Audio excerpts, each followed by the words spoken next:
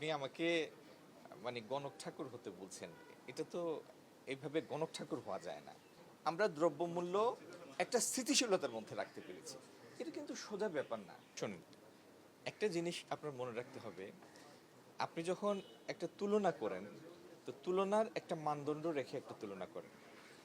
আপনার প্রশ্নটা যদি হয় যে এই দেশের একজন নাগরিক হিসাবে জীবনযাত্রার ব্যয়, দ্রব্যমূল্য, এটাতে আপনি কি সন্তুষ্ট?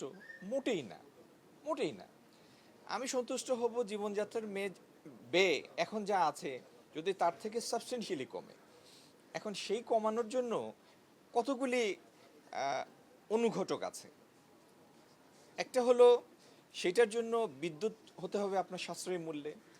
আপনার লজিস্টিক কস্ট, এটা আমাদের লজিস্টিক কস্ট হচ্ছে জিডিপির 16%, যেখানে ইন্টারন্যাশনাল এভারেজ হচ্ছে, স্ট্যান্ডার্ড এভারেজ 10%।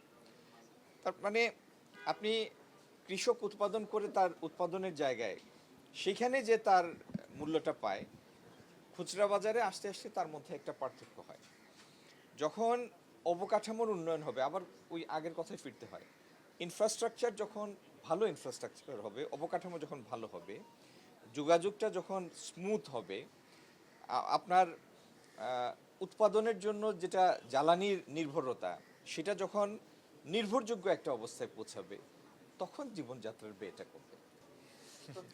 আপনি আমাকে মানে গণক ঠাকুর হতে বলছেন, এটা তো এইভাবে গণক ঠাকুর হওয়া যায় না। এই এই এই জিনিসটা হওয়ার জন্য এবং এটার কোনো আপনি আইডিয়াল একটা স্ট্যান্ডার্ড সেট করতে পারবেন না। জীবনযাত্রার ব্যয় কমানো এটা একটা ক্রমাগত পদক্ষেপ। মনে করুন, উৎপাদন ব্যয় কেন বাড়ে? উৎপাদন বাড়ে যদি উৎপাদনের অনুঘটকগুলি, উৎপাদন করার জন্য আপনি একটা মিল স্থাপন করবেন, সেই মিলে বিনিয়োগ নেবেন, ঋণ নেবেন, তাহলে ঋণের সুদ কমতে হবে। আপনি পণ্য উৎপাদন করবেন, সেটার জন্য জ্বালানি, সেটা গ্যাস হোক, ইলেকট্রিসিটি হোক, তাহলে সেটা কম হতে হবে। আপনার যিনি উৎপাদন করেন, যে শ্রমিক, তার প্রোডাক্টিভিটি বেশি হতে হবে, উৎপাদনশীলতা বেশি হতে হবে। আপনার যোগাযোগ ব্যবস্থা ভালো হতে হবে, যাতে আপনি সাশ্রয়ী মূল্যে এক জায়গা থেকে আরেক জায়গায় পণ্য পরিবহন করতে পারেন। এরকম অনেকগুলি জিনিস মিলে একটা আইডিয়াল কন্ডিশনে পৌঁছা যায়। স্টার্ট।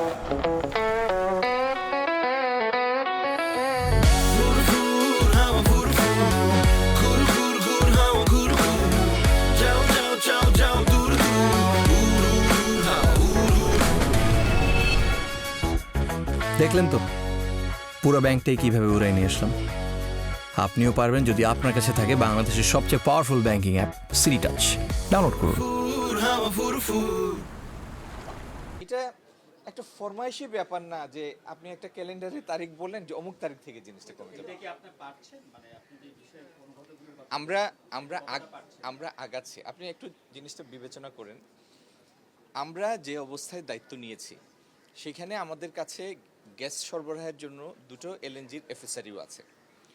নতুন একটা এফএসআরইউ সংযোগের জন্য 2 থেকে 4 বছর সময়ের দরকার। কারণ শুধু এফএসআরইউ না, এফএসআরইউর সাথে আপনি মূল গ্রিড পর্যন্ত একটা সাবসি পাইপলাইন গাড়তে হয়। ইতিমধ্যে সরকার একটা এফএসআরইউ কনস্ট্রাক্ট করার জন্য অনুমোদন দিয়েছেন, নীতিগত অনুমোদন দিয়েছেন। আরও কয়েকটার জন্য সরকার কাজ করছে। সরকার আমাদের কয়লা ভিত্তিক বা গ্যাস ভিত্তিক বিদ্যুৎ কেন্দ্রগুলি যাতে নিরবিচ্ছিন্নভাবে চালানো যায়, তার জন্য কাজ করছেন। এতগুলি প্রতিবন্ধকতার মুখেও আমরা দ্রব্যমূল্য, আমি আপনাদেরকে একটা চার্ট করে দিব, তাহলে আমাদের সবার জন্য কম্পেয়ার করাটা ইজি হবে। 24-এ আমরা কোথায় ছিলাম, 25-এ কোথায় ছিলাম, এখন কোথায় আছি।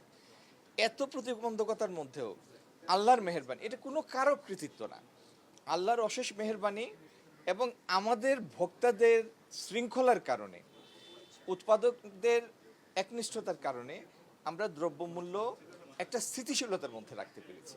এটা কিন্তু সোজা ব্যাপার না। এই জিনিসগুলি করার জন্য অনেকগুলি সাপোর্টিভ মেকানিজম দরকার। তো অনেক প্রতিবন্ধকতার মধ্যে আমরা যে কাজগুলি করছি, আমার মনে হয় আমরা লক্ষ্যের দিকে এগিয়ে চলছি। এখন আপনি যদি বলেন যে 6 মাসের মাথায় আমাকে দৃশ্যমান রেজাল্টগুলি এনে দেন, আপনার এটা বুঝতে হবে এই রেজাল্ট তৈরির জন্য একটা প্রক্রিয়া লাগে। সেই প্রক্রিয়াটা সম্পন্ন হওয়ার সময় আপনাকে দিতে হবে।